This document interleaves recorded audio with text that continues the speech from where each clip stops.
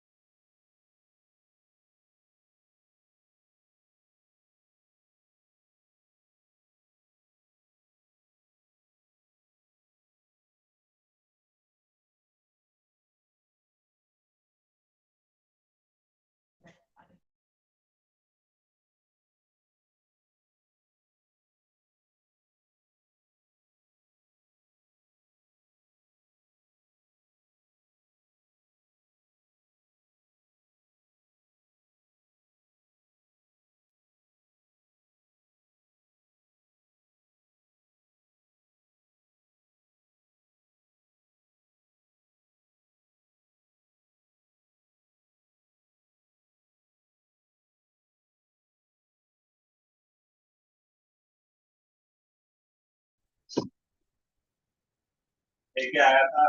सब्जियों में मिलती है अच्छी। देखना किसी को बोलेगा 14 साल में कुछ सीखने को मिलेगा। ये मिलेगा नहीं नहीं पुराना मछली हो जाओ पहले तो टाइम मिलेगा। ब्लॉक मछली ब्लॉग कोई गुड का आफ्टरनून। एक्सप्लोर ढूंढ रही है ग्राउंड लेवल पर फिर एक रिपोर्ट बना के लाऊंगा। ऐसा कोई मानना का नाम नहीं सकता मिल जाता कुछ बता हाँ इससे मान हो गया डॉक्टर स्मृति सिंह सर, आप ये अपना टिकट तो फ्री म्यूट मिलती है रखिए।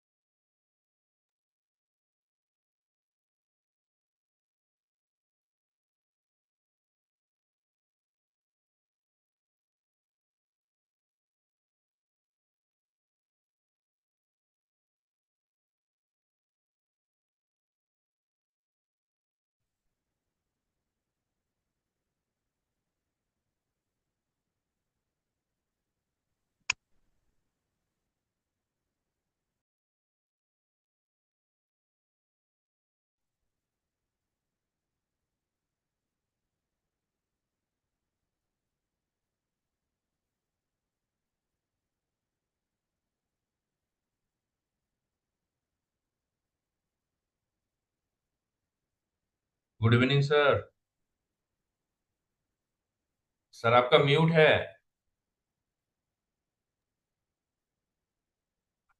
हाँ, हेलो सर, नमस्ते। Hello, good evening everyone. Sir नमस्ते। हाँ, सर एक मिनट सर थोड़ा सा अभी हाँ, स्टार्ट कर लेंगे हाँ, हाँ जी, ಕೇಳಿಸ್ತಿದೆ ಅಲ್ಲ डॉक्टर ಗುರುಜಿ? प्रतीक माली हाँ, नाउ यू कैन स्टार्ट हाँ, यस सर। या हाँ, सभी को नमस्कार। ज्ञान ज्ञान तभी सार्थक होता है जब वह समाज के विकास में योगदान दे, और उसी तरह शोध तभी प्रभावशाली होता है जब उसकी गुणवत्ता उसे वैश्विक स्तर पर स्वीकार्यता दिलाए। इन्हीं प्रेरणादायी विचारों के साथ centre for multidisciplinary development research centre CMDR Dharwad द्वारा आयोजित आज के इस विशेष वेबिनार में आप सभी का हार्दिक स्वागत एवं अभिनंदन करता हूं। आज का विषय quality matters practical insights for advancing social science publications. यह केवल एक वेबिनार व्याख्यान का विषय नहीं है, बल्कि प्रत्येक शोधकर्ता की अकादमिक यात्रा का आधार स्तंभ हम मानते हैं। आज के प्रतिस्पर्धी शोध परिवेश में केवल शोध करना पर्याप्त नहीं है, बल्कि उसे उच्च गुणवत्ता के साथ प्रतिष्ठित जर्नलों में प्रकाशित करना भी उतना ही महत्वपूर्ण हम मानते हैं। आज का यह वेबिनार निश्चित रूप से शोध की गुणवत्ता, प्रकाशन की नैतिकता तथा अंतरराष्ट्रीय स्तर के शोध लेख तैयार करने की दिशा में हम सभी के लिए अत्यंत उपयोगी सिद्ध होगा।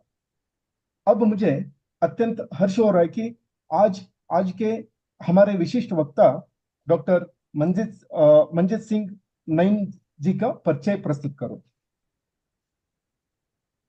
डॉक्टर मंजित सिंह नईम सर एक प्रतिष्ठित वैज्ञानिक, प्रख्यात शिक्षाविद तथा उच्च गुणवत्ता वाले अकादमिक प्रकाशनों के विशेषज्ञ भी है। वर्तमान में वे प्रोफेसर प्रिंसिपल साइंटिस्ट के रूप में इंडियन एग्रीकल्चर रिसर्च इंस्टीट्यूट, उसे हम IARI कहते हैं, न्यू दिल्ली में कार्यरत है, तथा Indian journal of extension education के एडिटर इन चीफ के रूप में अपनी महत्वपूर्ण सेवाएं दे रहे हैं। अब उसी तरह हमारे सीएमडीआर के डायरेक्टर सर का भी मैं इस विशेष वेबिनार में उनका भी मैं स्वागत करता हूं। और शोध संपादन, वैज्ञानिक लेखन के बारे में अनेक विचारों को आज प्रतिष्ठित अंतर्राष्ट्रीय जर्नलों में किस तरह से शोध लेखों को प्रकाशित करना है, इसके बारे में हमें बहुत सारे जानकारी मिलेंगे। इस आशा के साथ हम आज का वेबिनार को शुरुआत करेंगे। इससे पहले दो बातें हमारे निदेशक सर से अनुरोध करता हूं कि वे अपने दो विचार रखें। धन्यवाद doctor Prateek.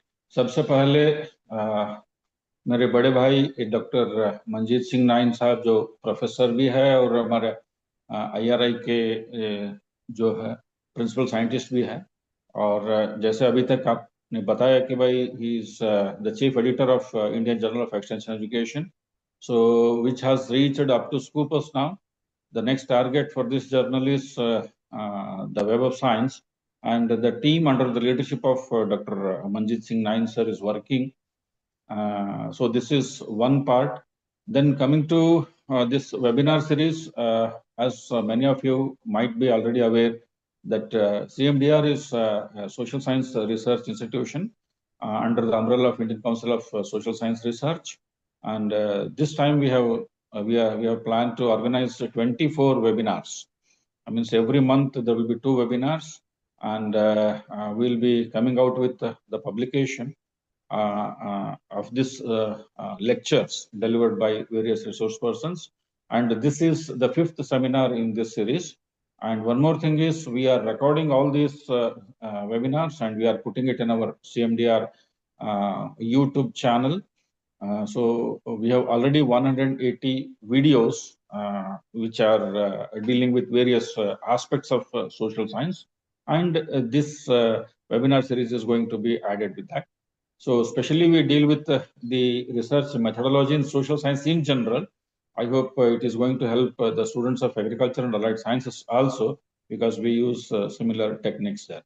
So this is one part, and I'm very much thankful to Professor Nayan sir for accepting our invitation and delivering today's webinar. I hope all of us are going to be the real beneficiaries, because this topic came to my mind when I was discussing with the sir. Around 70 to 80% of the articles that a journal receives are going for desk rejection, means immediately, because we are not following the protocols prescribed by that particular journal.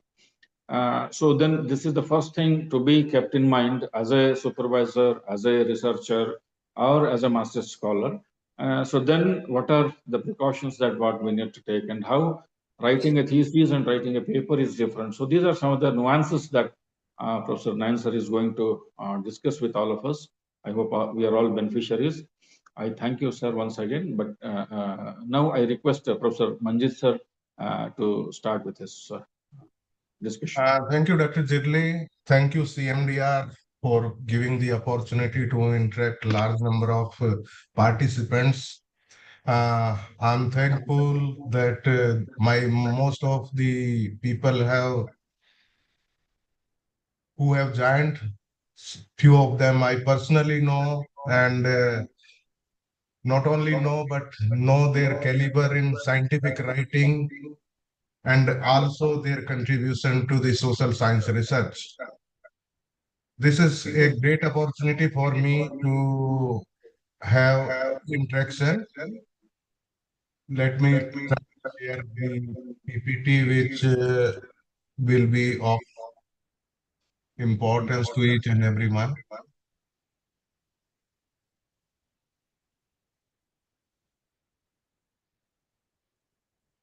Is it visible? Yes, sir. Thank you. The topic assigned to me by Dr. Jirli is Quality Matters, Practical Insights for Advancing Social Science Publications. Let us start with a question. What are the secret of good writing? Can anyone facilitate me to find out the reply of this question? Anyway, this is practice, practice, and only practice. Some of the writing skill about which most of us knows, but it need to be reiterated and rediscussed so that it could be refreshed in our mind regarding the writing skill. Write first, we advocate first you write and then revise.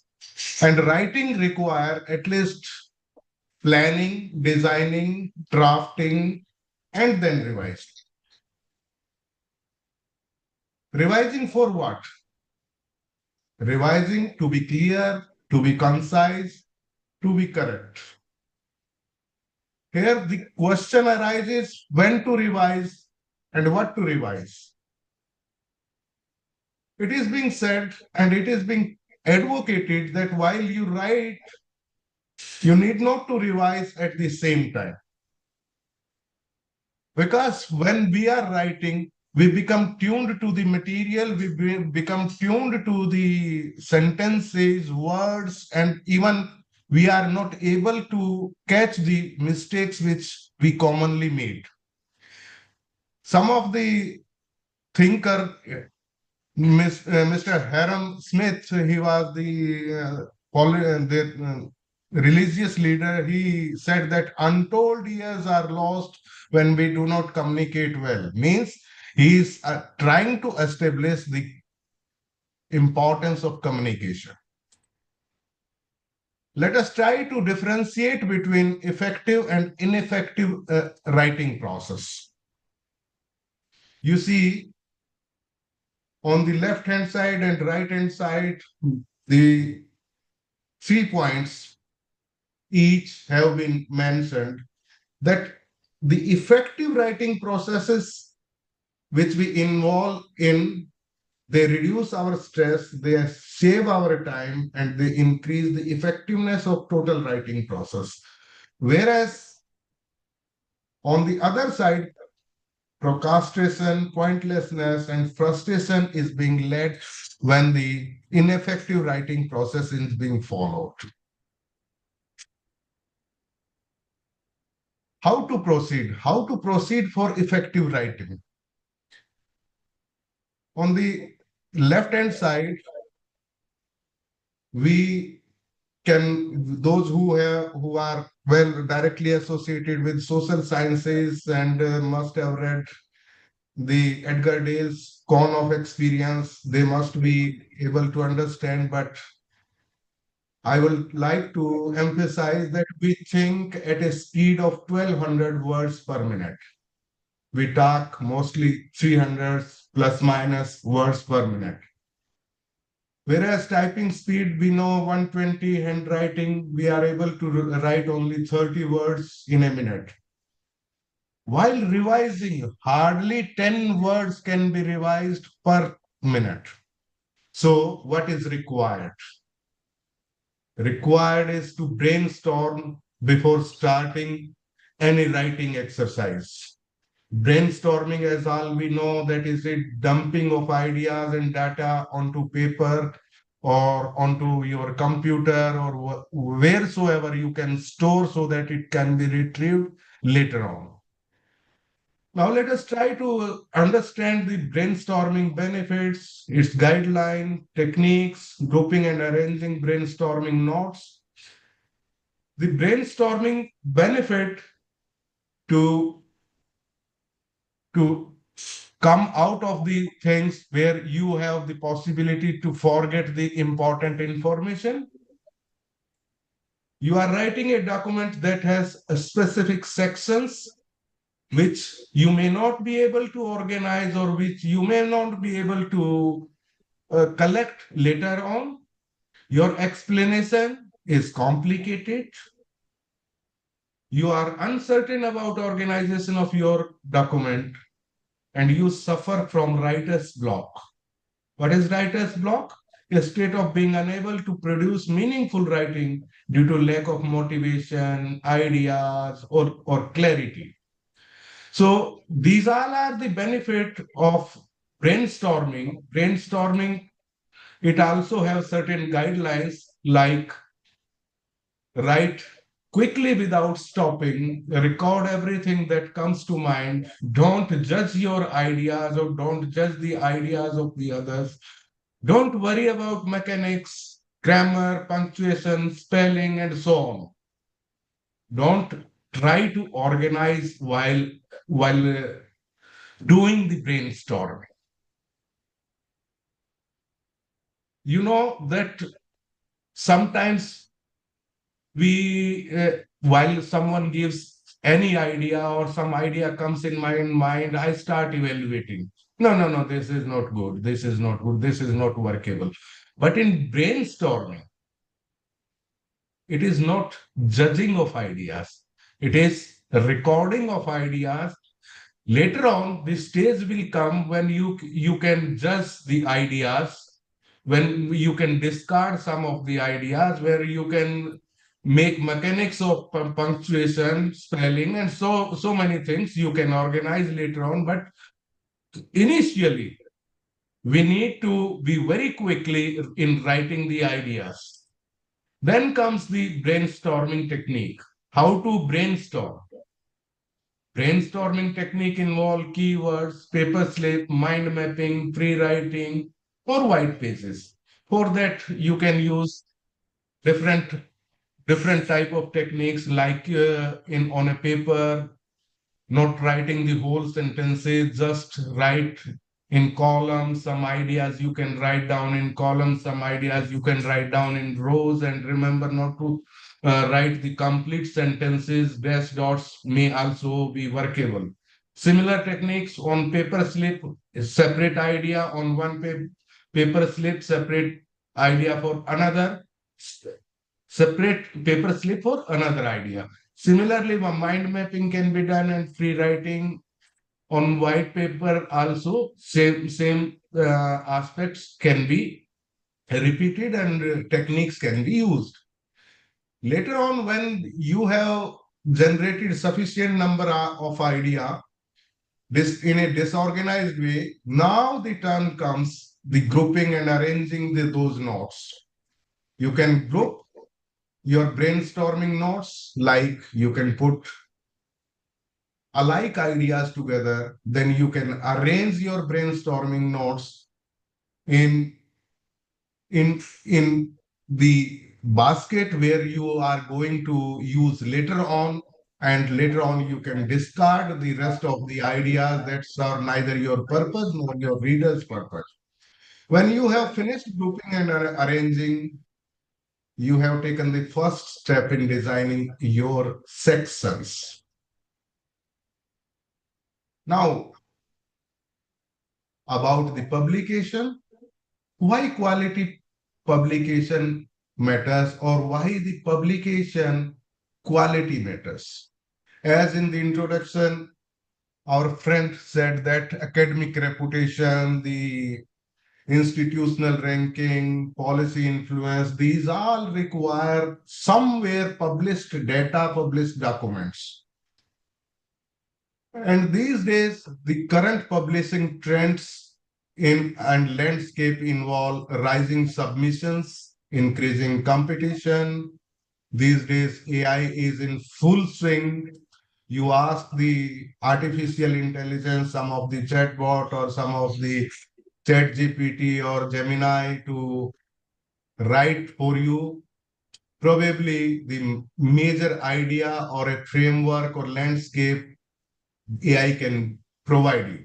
But what is permissible, what is not permissible, that is the another question. These are the days of open science, and no doubt the research integrity. Let us try to understand some of the issues in clear writing. Clear writing. What we mean by clarity? Clarity means emphasize what is of key importance, de-emphasize what is of secondary importance, and elimination of what is of no importance. Second aspect in the clarity is conciseness. Conciseness means as long as necessary and as short as possible. these two sentences define our limits. As long as necessary means to make clarity, to make understandable, to make the information in a presentable manner, you have to decide, one have to decide that how long or how many words can I use, or so that my purpose is fulfilled. Whereas the second stanza means as short as possible. Same thing can be written in 10 sentences. Same aspect can be written in 2 sentences, but whether it is presentable, whether it is understandable, whether it is serving the purpose, this has to be decided only by the writer, only by the person who is using his principle of clarity. There is no set rule that what should be the length of the sentence, what should be the length of the paragraph, how long we can use for defining some concepts or something. There is nothing standard, but you have to decide, one has to decide as long as necessary and as short as possible. And third aspect is density. Density means two aspects. That is precise information, and those information should be logically linked. Then let us try to understand some of the principles of clear writing. Normally, it is being advocated that we need to keep the sentences short. Short means what?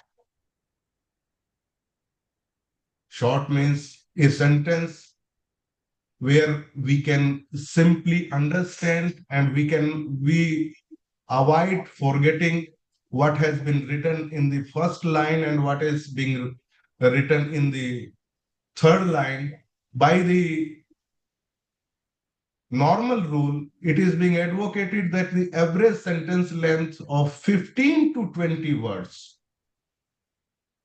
is a normal sentence length which can be easily understood by each and everyone.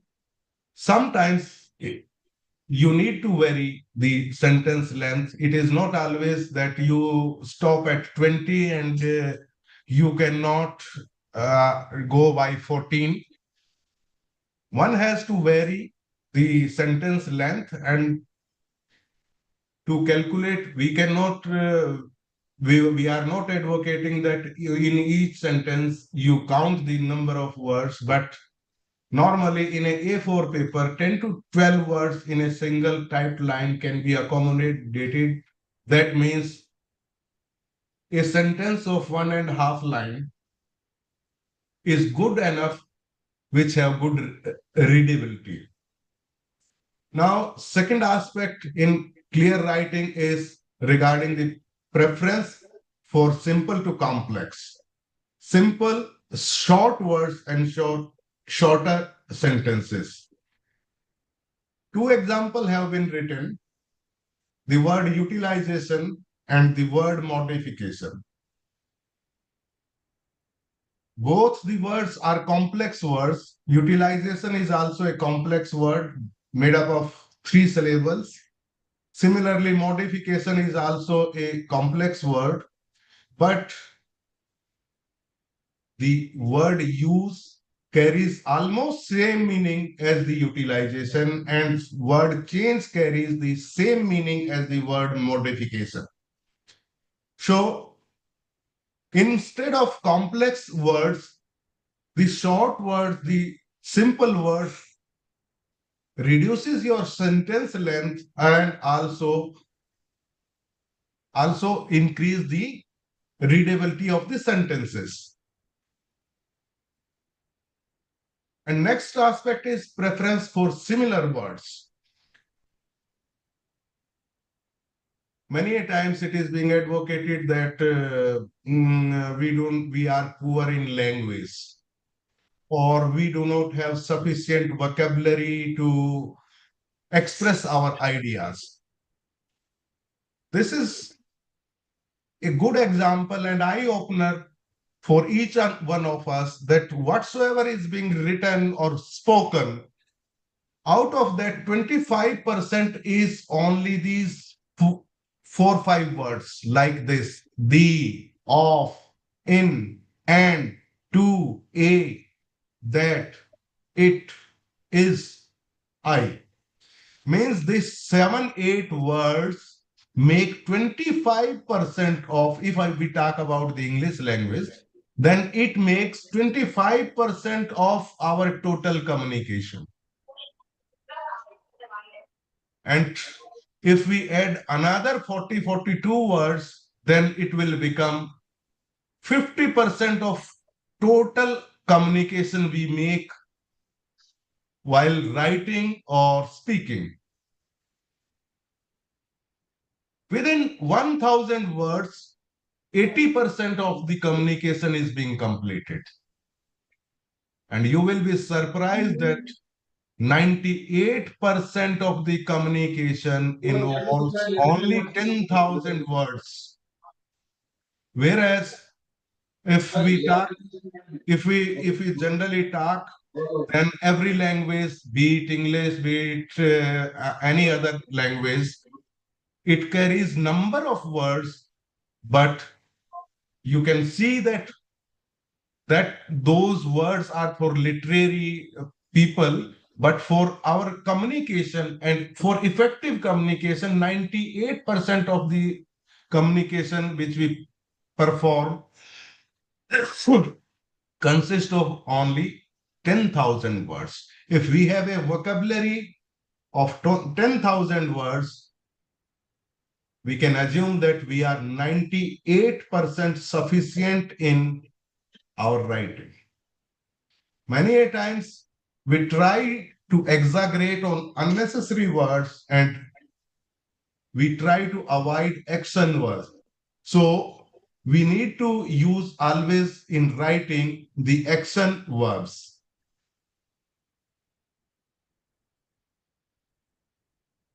Where have we gone?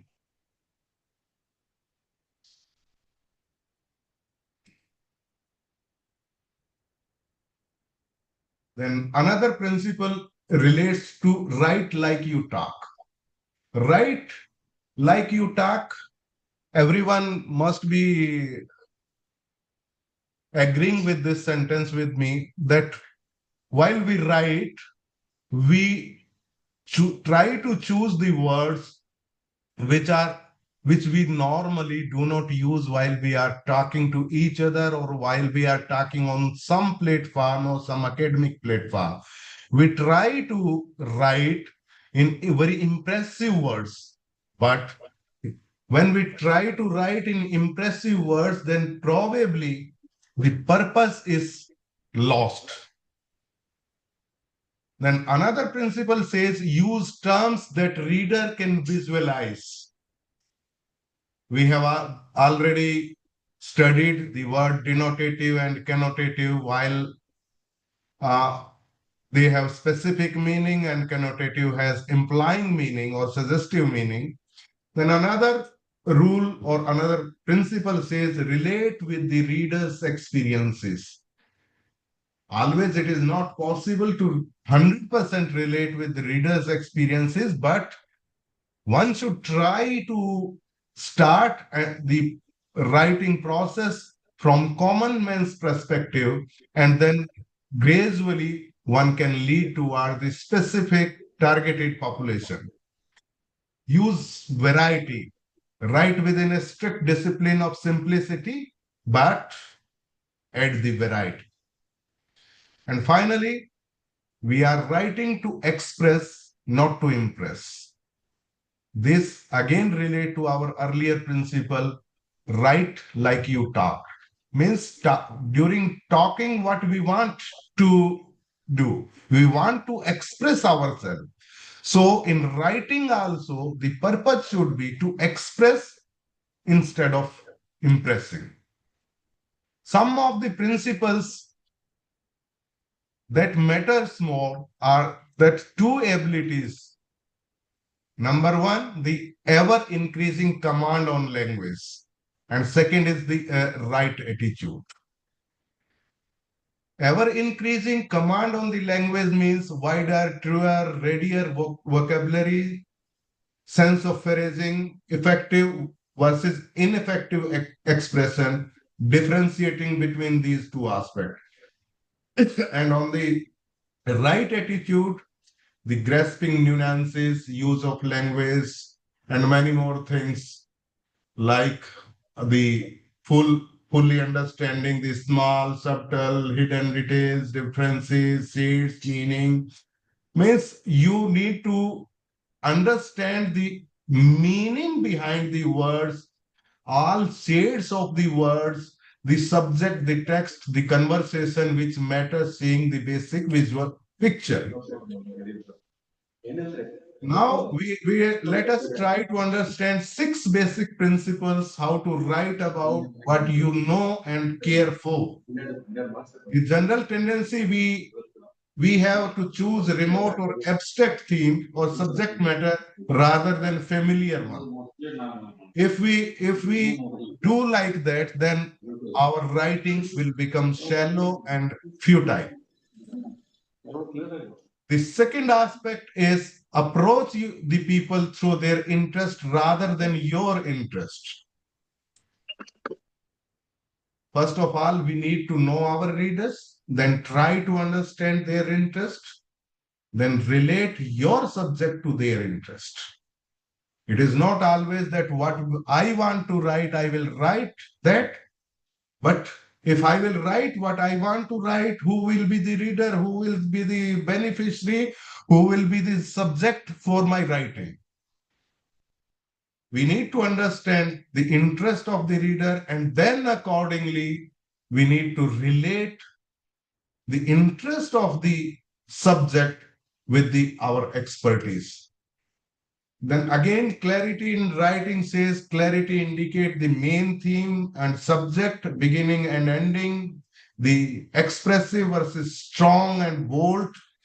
Then familiarity start from what is familiar and easily graspable, that I have already narrated under some other point.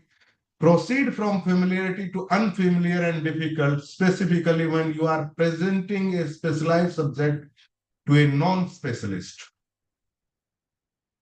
Respect your readers. In the respecting the readers, one need to be empathetic enough to have the genuine respect and write meaningfully. Sometimes we do not have the empathy to our readers. We write in very complicated language. We write very irrespectful, and the meaning is automatically lost. Sometimes we need to use examples and anecdotes. We need to understand all the words known and used by a particular person, active versus passive uses of some of the words or some of the vocabulary. Here we want to highlight then an adult recognize almost 20 to 35,000 words passively, whereas they use actively only 5,000 words in everyday speech and writing. Second aspect is that all the words which exist in particular language or subject. Let us take the example of English language. It contains an estimated 1 million total words. That 1 million total words include scientific terms, infections, archaic words, and many more. But in current use, there is almost 1 71,000 words. So effectively,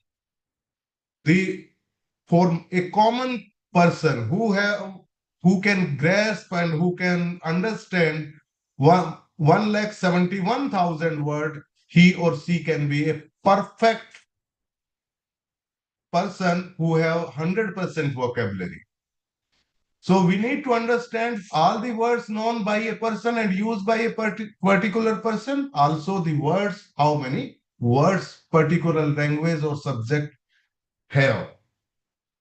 Another aspect is a short group of words that are often used together like idioms, expressions, collocations. And the fourth aspect is a short, often funny story. Hello? God. sir. Okay. Oh, is it going on because electricity here gone? Yes, yes, sir. Yes, sir. Now Disconnected? the visible slide is examples versus anecdotes. Okay, okay. Even If sound too, sir. No if problem. I'm audible, then it's fine. A short group of words, which we have said then expression, idioms, collocations. And then the fourth aspect is the short, often funny stories, especially about something someone has done. Like it tells about a real event that happened to a person, or the people use this type of funny stories or a special mentioning to prove their point. So these are the four aspects which need to be considered regarding the vocabulary and language. Number one is the words used and known by a person. Number two, the total number of words existing in particular language. Third is the idiom, the expression, collocations, and fourth is the funny stories or some real life happening or some stories to supplement the point or prove the point. Now let us come to the research papers. In research papers, the primary consideration is regarding the accuracy, clarity, general standard format, writing simply and directly. What makes a high quality paper? The title of our today's discussion.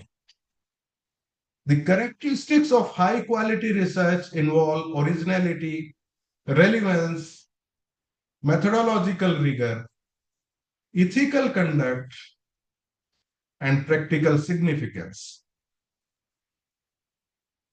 As Dr. Jerli initially has said, there are papers which are desk rejected. That is another part. Desk rejection have some added reasons, but common reasons why papers are rejected. Common reasons include weak research question, poor methodology, inadequate literature review. Inadequate literature review is indirectly saying that the research gap has not been properly established.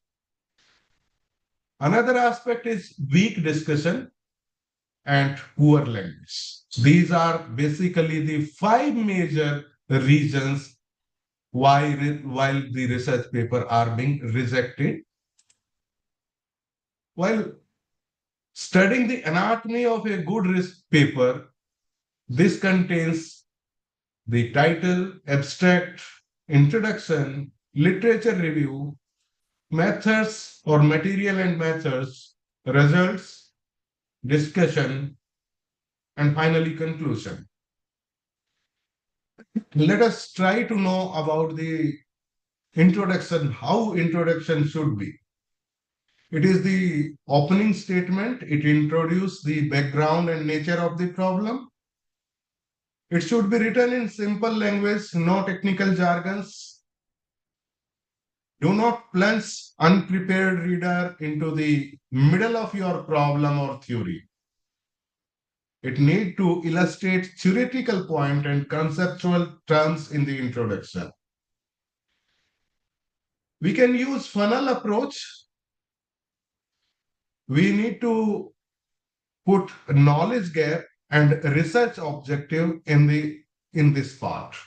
Introduction need to include knowledge gap and research objectives. Then comes the literature review. Literature review is the part which summarize the current state of knowledge, previous research is done, and pertinent theories. Two examples have been given, and both the example are equally important and equally acceptable. Whereas in literature review writing style, some statement of some researcher and the reference in the parenthesis, and another way is that some researcher reported that such and such findings were achieved. None of the way is correct and none of the way is incorrect. Both are correct. While writing the review of literature, we are criticizing the previous work, criticizing to implement or to establish our research gap. Means the current state of knowledge through previous researches, we try to establish that the previous researches are incomplete in X aspect, which I am going to research. Means we are trying to establish the research gap. While in ending the introduction, end the introduction with a brief overview of your own study, objective of the study for smooth transition towards the another section.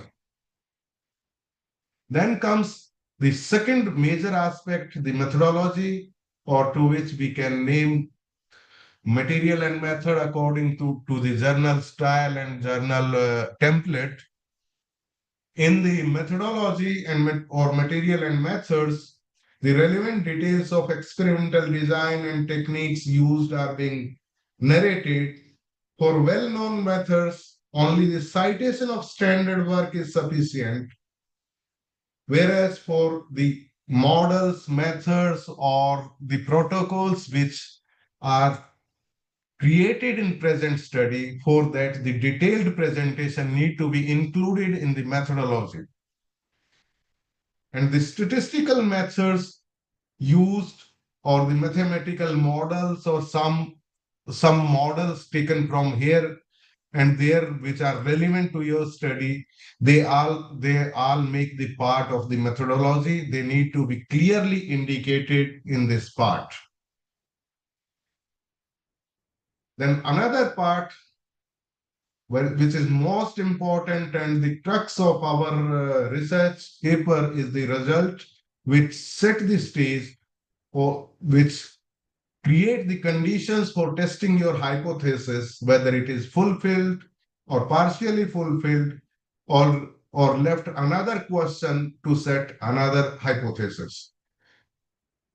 The procedures used to convert raw observation into analyzed data, method of data analysis, whether they are conventional or whether the new methods have been used, discuss the rationale for unconventional analysis if unconventional analysis has been done with the relevant references and citations. If you are using new analysis, it need to be completely explained. The aspect of presenting the findings involve conceptual hypothesis, operational performance, operations performed and variable measures, findings, referring pertinent data, elaboration or qualifying the overall conclusion, and each section of result with a summary and for smooth transition of the sentences from one section to the another section need to be ensured. regarding figures and tables, comparison between groups or relationship between variables accompanied by level of statistical significance need to be expressed and well maintained, and tables and figures should be appropriately used. And many times when submitting the manuscript to certain journal, we try to put figures or in a way which is sometimes not acceptable to the targeted journal. Let me take the example of the Indian Journal of Extension Education to which I am dealing on daily basis. In the guideline, it has been clearly mentioned that the figures should be in editable rich text, whereas most of the figures supplied to with the manuscript are the images of the figures, which are neither editable nor formatable, or the data behind that cannot be reproduced. Only you can only resize them. So the figures and tables need to be very specific according to the journal style, according to the requirement, according to the author's guideline. Then the discussion, the most important part in social science research is which we many times ignore. What is discussion? Discussion is a cohesive narration. It specifies to more general concerns about methodological strategies, for example, to the broadest generalization. It is regarding the hypothesis and related findings. In the discussion, each new statement should contribute something new to the reader's understanding of the problem. It should include the implication. It should include a consideration of the questions that remained unanswered. Most of the time, what we do, we re-narrate the results. What was written in the results, that table 1 expresses this. Similar aspect we again write in the discussion. The narration is hardly cohesive. It hardly goes to the broader generalization. It hardly talks about the hypothesis testing. It hardly provides any statement which contribute to the body of the knowledge. Although we try to include implications and we try to include the research questions remain unanswered or the new research question arise. But the cohesive narration is always or most times missing. The most important part in the last, the title. The title provides a quick overview of the study. It should accurately reflect the content of the article. Length for a title, as internationally advocated, is it should be 10 to 12 words. Although we can see the titles of the research paper in 2 lines also. And sometimes I have observed in 3 lines also. But internationally advocated standard is 10 to 12 words. Identify the theoretical issues or variable under investigation. Your title should try to identify the theoretical issues. As why is so much importance to the title? Because titles are indexed. Abstracts are indexed. Whole article, whole research paper is hardly indexed. Only title and abstracts are indexed. The keywords are indexed. It should be self-explanatory.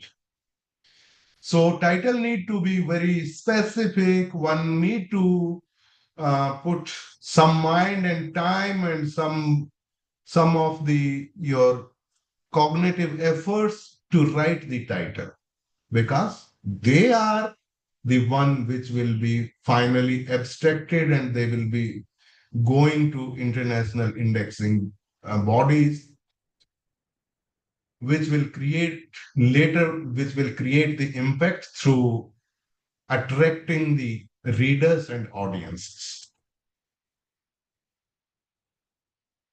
Abstract, these after the title, abstract is another aspect which is being indexed in the database. What should it contain? Normally it is said it should be written in IMRAD format, IMRAD format.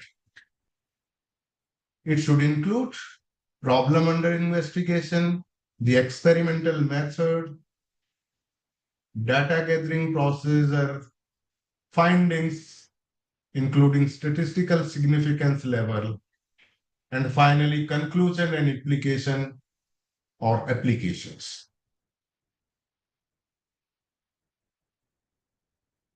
In most of the social science research, let me be very frank and accepting that while we write the abstract, we copy paste from each aspect.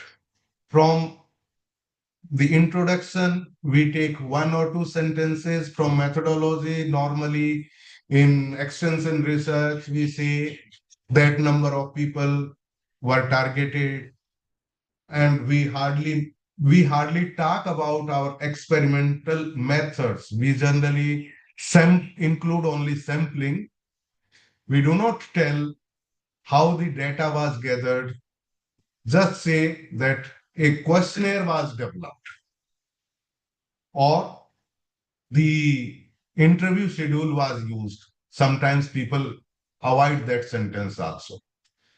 And in the findings, where it is advocated that the significant finding, including statistical significance level, should be the part of abstract, whereas our authors, what they do, they write that the findings indicate that most of the respondents were middle-aged.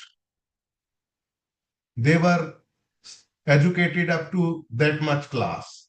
Is that the significant finding?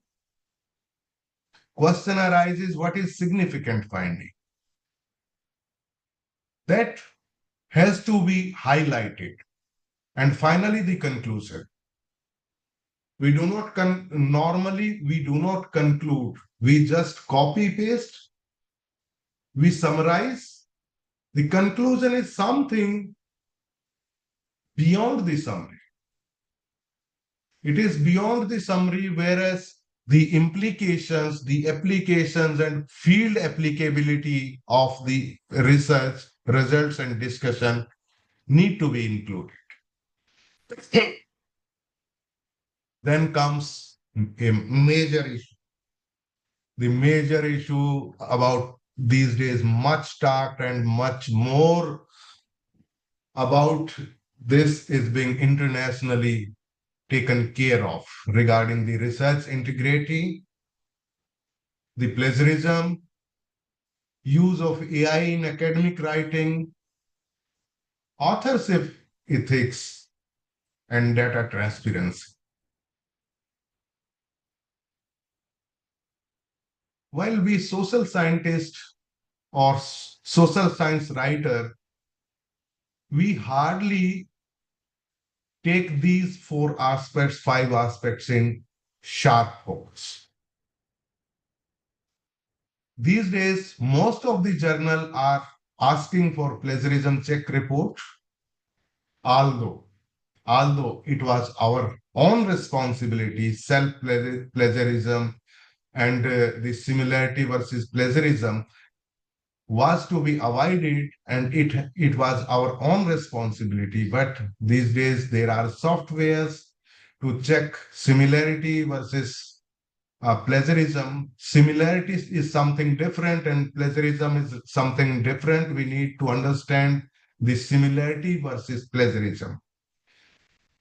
Another aspect these days, after the advance in artificial intelligence, we need to understand what is the acceptable use of artificial intelligence. What are the limitations of artificial intelligence, and whether the use of artificial intelligence need to be disclosed or kept in. There are specific rules, international rules as on date, that in which part of the academic writing the AI is permitted and up to what level it is permitted, whether you have to disclose. These all have the definite process and definite standard internationally available. About the authorship ethics, most of us will agree that in authorship, providing authorship to the researcher, we are very liberal. We are writing constraint analysis, and in constraint analysis, we are writing 10 authors, 12 authors, 8 authors. You have one table data, 500 words for result, exaggerated discussion, and a long list of references. But you have 10 authors for it. Whether it is ethical at the editorial level or at the journal level, the authorship cannot be questioned. But the authorship ethics is a question of authors, not of the journals. Another aspect is data transparency. Do we follow this data transparency? Do we provide data availability statement? And if we are somehow writing data availability statement, are we able to stick to it, or are we able to provide the data on demand? And another aspect is whether the demand, we are able to evaluate the demand. If I am asking the data from some author, then whether I am eligible to ask, and whether you have to share the data on demand. The genuinity of the demand has to be assessed by the authors only, and there is standard international procedure, standard international guidelines for data sharing. What can be shared, what cannot be shared, what can be the personal property, and what should be the in public domain. There is standard guideline which can be accessed from various sources. Then comes about the choosing the right journal. How we choose the journal, that should be very systematic. If we go by the system, then we can choose any of the journal metrics. One can be impact factor, which is being provided by Clarivate Analytics or Web of Science, the site score, the source normalized impact, the scientific journal ratings, the H index. They can be the good matrices to choose any journal. Another aspect which these days is of question whether to go for open access versus subscription journals. Although avoiding predatory journal is always being advocated, but one has to decide on the basis of available resources whether we have to go for open access or subscription journal. Then another important part which most of our authors leave for the editors or reviewers is writing bibliography. You see, in APA, American Psychological Association, there are guidelines for each type of references, even for journal article, online magazine article, print magazine, online newspaper, print newspaper article, blog post, authored book, edited book, online dictionary, report by group of authors, report by individual authors, press releases, conference sessions, dissertations, data set, preprint articles, YouTube video, film or video, TV series episode, webinar, podcast, songs, tracks, infographics, radio broadcast, open educational resource, web page, PowerPoint even PowerPoint from classroom can be a reference material, and tweets. If we have everything ready-made available, why we are not using the appropriate citation style and appropriate bibliographic style? But can that not be referred back? With my experiences from last 6 years with this journal, I have seen hardly any submission which is not deviating from the referencing styles. If we have a set rules, if we have a set formatting available on the journal website, or if it is not available on certain journal website, then also it is internationally accepted style. If we are following which style we are following, APA style or some other style, that minimum journal prescribes. So that style can be easily used. Most of the researchers do not follow it, and sometimes at the desk, I am also rejecting some of the manuscript, just rewrite the references. Now, the major question, the reasons for desk rejection. First and foremost, people on the internet search that I require a Scopus index journal. And there are number of journals being given by the AI or the available internet sources. And without reading the scope of the journal, people start sending the article or sending the manuscript. Second major important part is insufficient novelty or contribution. Third is weak methodology or study design, poor writing and presentation. And most and foremost is failure to follow author guideline. If we go towards the editor's golden rule, the editors normally ask 3-4 questions, whether it is new, whether it is scientifically sound, does it matter for the journal, whether it is communicated clearly.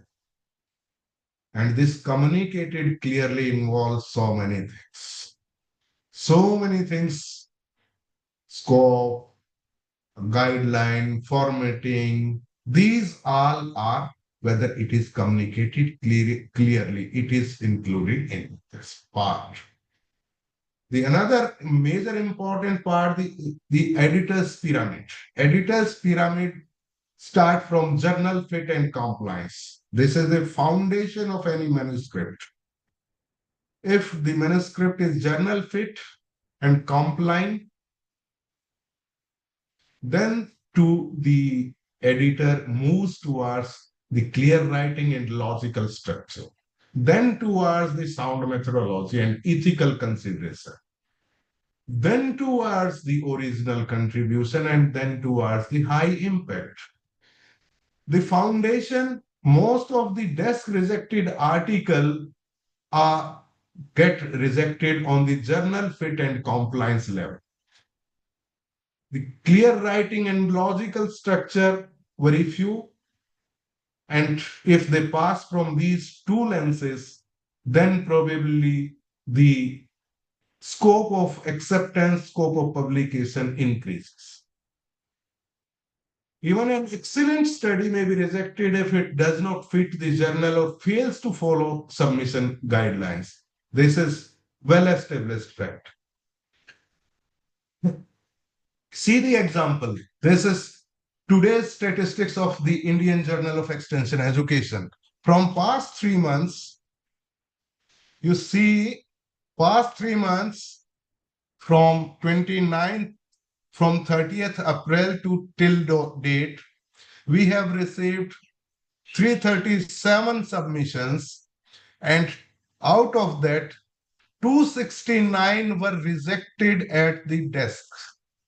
You can estimate this figure is 87%.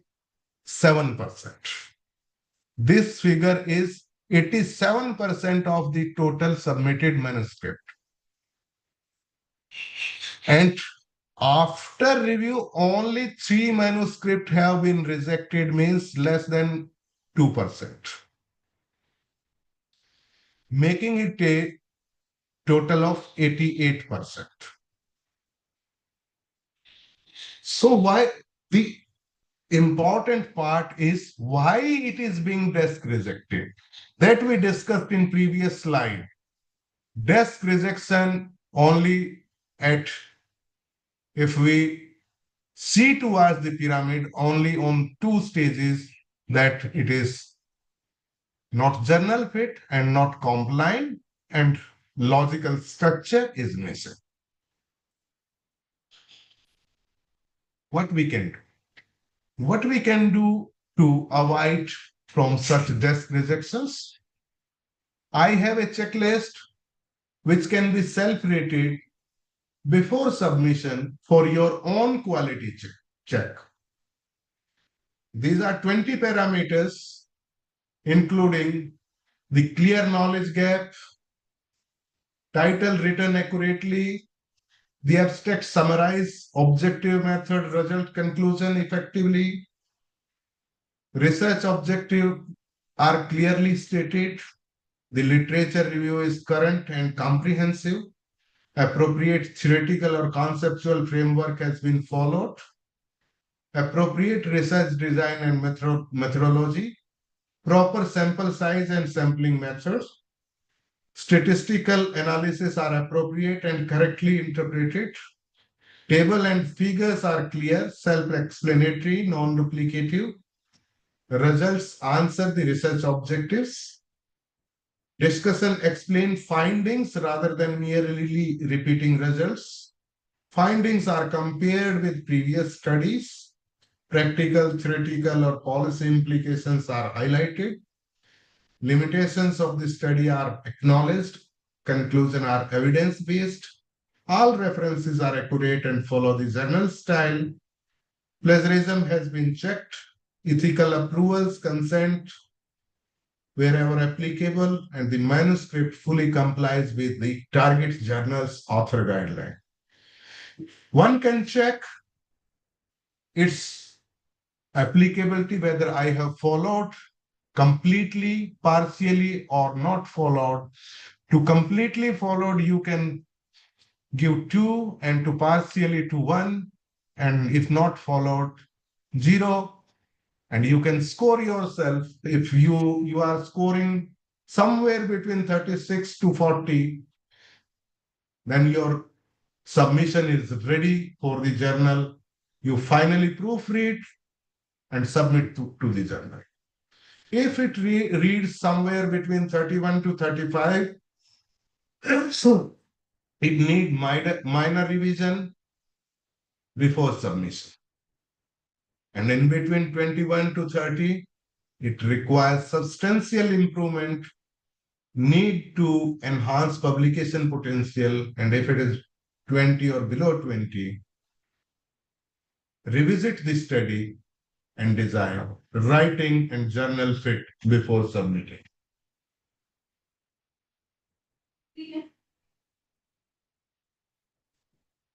So that is one part.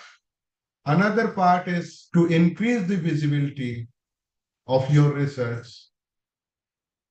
The good platforms, ORCID, Google Scholar, ResearchGate, institutional repositories may be used as future of social science publishing is open science, fair data, AI-assisted research, interdisciplinary collaboration, and responsible metrics. From today's more than 1 hour's discussion, I can say that few take-home away messages can be: quality begins with good research, write with clarity and evidence, follow ethical publishing practices, select journals strategically, treat reviewers' feedback as an opportunity to improve, and finally, research should create knowledge, influence policy, and benefit the society. I thank each and everyone to listen very carefully, and I close myself, my speech with the request and with the another sentence that practice, practice, practice, and revise, revise, revise from where we started. We are ending our session with the same sentences that your satisfaction should be achieved with your practice and revision, and the success behind it is the only practice and revision. Thank you everyone.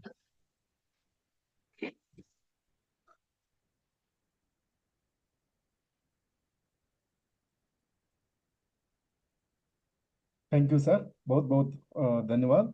आपने आज अत्यंत सरल, स्पष्ट और व्यवहारिक उदाहरण के माध्यम से यह समझाया कि एक गुणवत्तापूर्ण शोध लेख कैसे तैयार किया जाए और प्रतिष्ठित जर्नल का चयन कैसे किया जाए, प्रकाशन प्रक्रिया में किन बातों को ध्यान रखा जाए तथा शोध नैतिकता का पालन क्यों आवश्यक है, ऐसे सारे बातों को हमें आपने समझाया। और मुझे विश्वास है कि आज का यह व्याख्यान सभी प्रतिभागियों की शोध यात्रा को एक नई दिशा और नई ऊर्जा प्रदान करेगा। अब प्रश्नोत्तर सत्र रहेगा। यदि किसी प्रतिभागी के मन में कोई प्रश्न हो तो कृपया वे अनम्यूट करके अपना प्रश्न पूछ सकते हैं।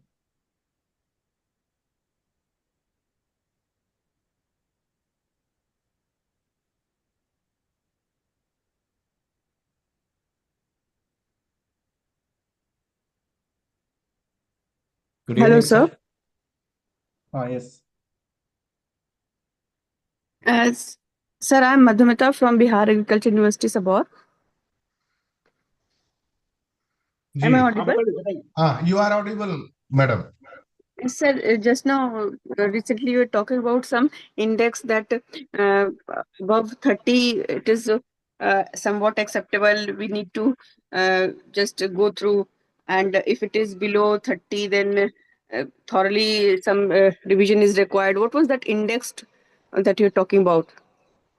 Some That index is or some something? self-assessment tool. Okay, so where is it available or how to access it? Some I means have just narrated the same slide can be shared, and probably CMDR is making it available through YouTube.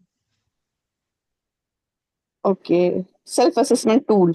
Yeah, self-assessment tool for your Yes, sir. manuscript. Okay. Hmm.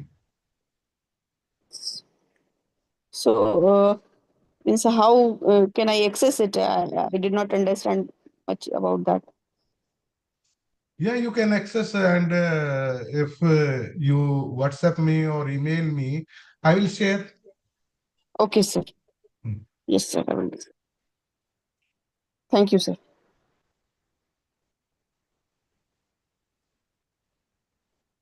Next कोई प्रश्न पूछना चाहते तो पूछ सकते। Sir, good evening, sir. Good evening, Ji. Sir, my Ji. name is Dr. Jay Prabhakar. Ji. I'm the faculty in CMDR. Sir, my question is very simple. In fact, I would like to clarify and also clarify to other participants as well. Sir, why these keywords are important in the journal? That is my basic question. So, will it really matters in the published journal, published article? That's the one thing. And following that question, sometimes what happen, the researcher will write the keywords taken from the title or from the abstract.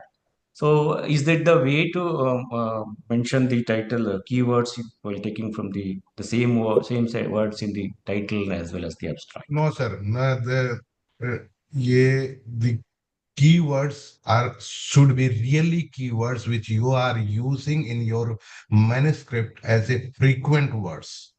Okay.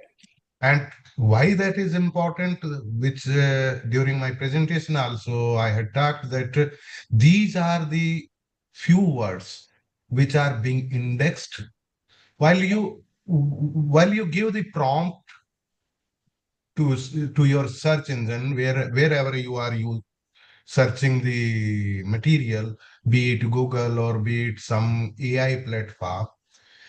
Through these keywords only, the search engine reaches up to the main source of the material. Okay. Sir, following to that, another one, sir. Sir, you also mentioned your presentation, the conclusion and the discussion part. Whether we need to write the policy implication in the conclusion part or in the discussion part. Policy in conclusion should be very precise in the form of directive. What you achieve, what was set, whether your research question is answered, and that research question, answer of that research question comes in your conclusion. Whereas policy implications should be part of your discussion. The conclusion should be very precise, and it should not be repetition of the abstract. Sometimes abstract and conclusion, they repeat each other, but it should not. It should be exclusive. Yes, sir. Thank you, sir. Actually, I'm the editor of CMDR Journal of Social Research. It's 1 year old. We are very junior to your journal. Congratulations. So, we would like to convey this message to our audience along with that. So, I would like to understand myself. Thank you, sir. Thank you so much. For the journal which I'm being assigned by the society, we have kept strict word limitation, Dr. Rao. Okay, sir. For conclusion, we have kept 150 words. Okay. Thank you, sir. Thank you so much. Sir, namaskar. Shubhadeep speaking from DHU. Good morning. Good afternoon, Shubhadeep. Sir मेरा एक छोटा सा ये था कि when I'm doing some review or seeing some research paper, so sometimes I see that in introduction what is being written, and then consequently in the methodology and result discussion, the issues are not in line with the introduction. Introduction में कुछ लिखा रहता है, फिर उसके बाद result discussion में something different is there. So what should be the coherence is missing? Yes. So what should be the correct chronology to write a research paper? Introduction हम लोगों को पहले लिख लेना चाहिए. मुझे कहीं कहीं पे लगता है कि we should write the introduction at last, after methodology and result discussion, so that accordingly we can write. What should be the correct procedure?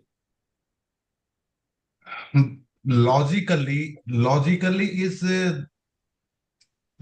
what is important, that how you proceeded towards your research.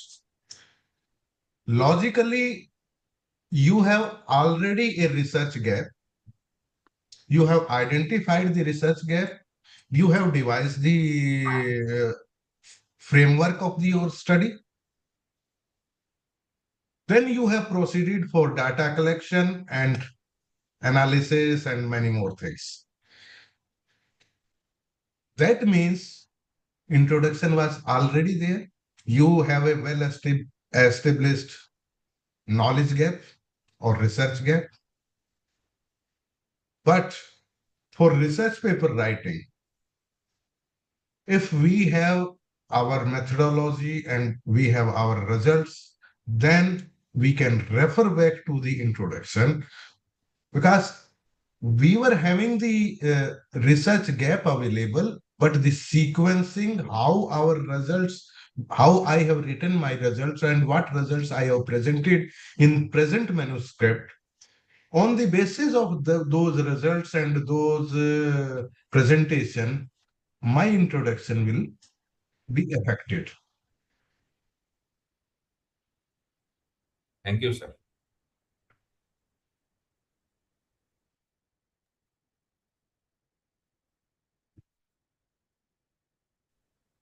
Sir मेरा एक प्रश्न था। बोलिए sir. Starting में आपने AI का जिक्र किया, तो आर देयर एनी स्टैंडर्ड्स और the percentage, because the UGC has fixed the plagiarism or similarity at less than 10%. Like that, is there anything which defines the AI content also, less than 20%, 30%, 10%, whatever it is? Sir internationally अभी तक एक standard है कि you can write down your introduction with AI.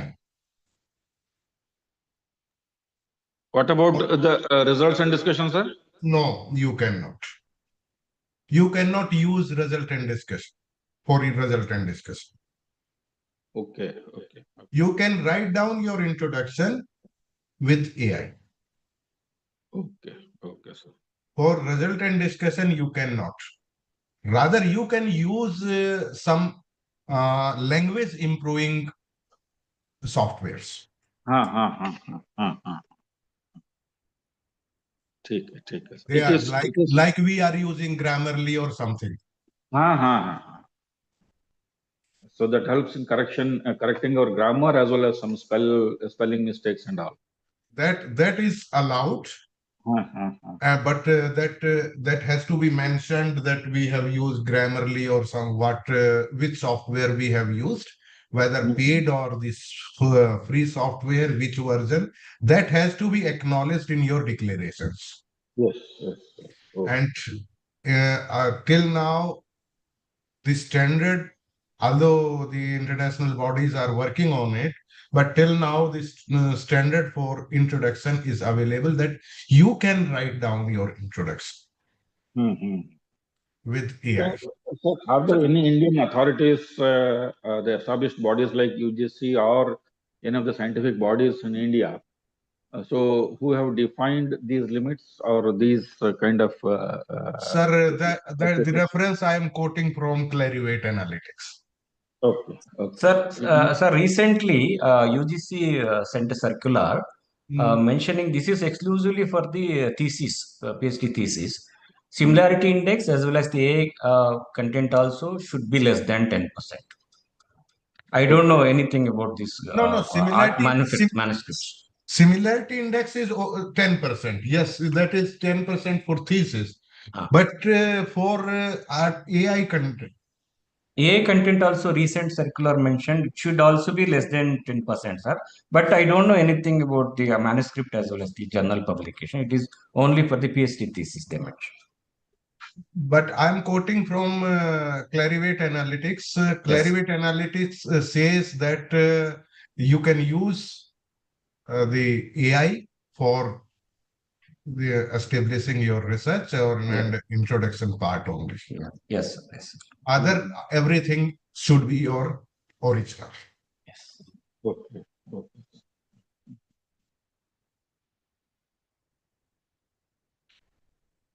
Any other question from other participants?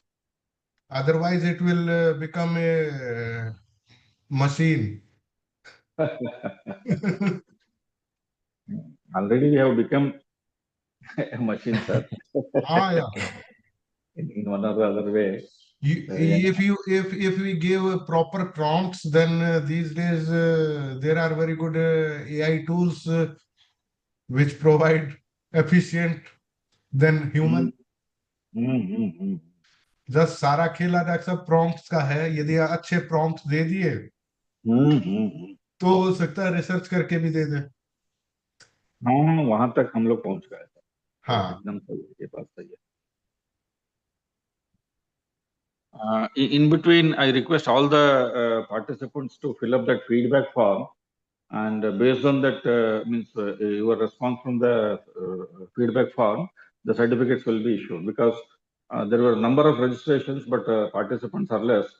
So to identify who have participated, filling a feedback form is essential. So that is why once again request all of you. The link has already been circulated in the chat box.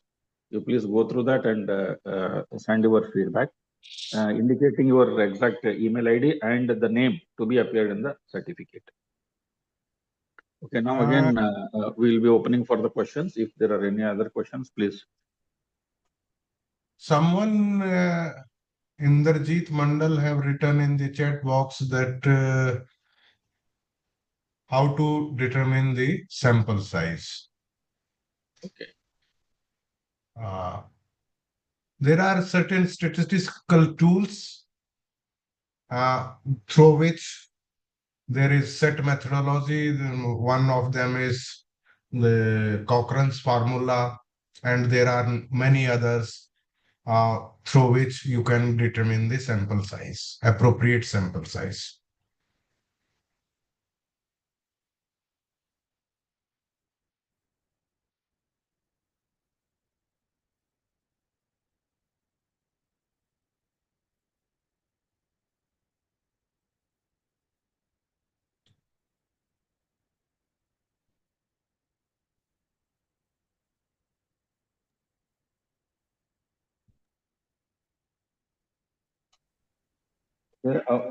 Any other questions? So if there are no questions, Dr. Pratik, now you can go ahead. Yes, sir. सभी प्रश्नों के लिए अत्यंत संतोषजनक उत्तर देने के लिए आपका पुनः हार्दिक धन्यवाद सर। आज का यह वेबिनार केवल एक अकादमिक कार्यक्रम नहीं रहा, बल्कि शोध उत्कृष्टता की दिशा में एक महत्वपूर्ण पहल है। हमें विश्वास है कि आज प्राप्त ज्ञान आपके शोध और प्रकाशन की गुणवत्ता को नई ऊंचाई तक ले जाने में सहायक होगा। एक बार पुनः आदरणीय डॉक्टर मंजीत सिंह नयन सर और CMDR के डायरेक्टर सर को और इस वेबिनार में भाग लेने वाले सभी प्रतिभागियों को मैं CMDR परिवार की ओर से हार्दिक आभार कहता हूं। इसी के साथ आज के वेबिनार का समापन करते हैं। धन्यवाद। प्रतीक जी, आपकी हिंदी बहुत बढ़िया है, कांग्रेचुलेशन, आप बहुत बढ़िया से हिंदी बोल रहे हैं। और आपको भी धन्यवाद, आपने बड़े बढ़िया से सेशन को हैंडल किया। जी सर, धन्यवाद। और मेरी तरफ से CMDR को थैंक यू, मुझे ये अपॉर्चुनिटी दी एक साथ काफी लोगों के साथ शेयर करने के लिए। Thank you everyone. सारे प्रतिभागियों को एक बार मैं और बताना चाहूंगा कि ये पूरा लेक्चर, केवल लेक्चर, सर का जो फर्स्ट स्लाइड से लेकर आखिरी स्लाइड तक क्वेश्चन आंसर और इंट्रोडक्शन पार्ट को हटा के हम लोग यूट्यूब चैनल में अपना ये वाला लेक्चर रख देंगे। इसको आप कभी भी सुन सकते हैं, डाउनलोड कर सकते हैं। ये सब हमारे CMDR के वेबसाइट में आने पे आपको ये सब मिल जाएगा। धन्यवाद। धन्यवाद सर, बहुत बहुत धन्यवाद आपको। धन्यवाद सर। सर प्रणाम सर, नमस्कार। प्रणाम।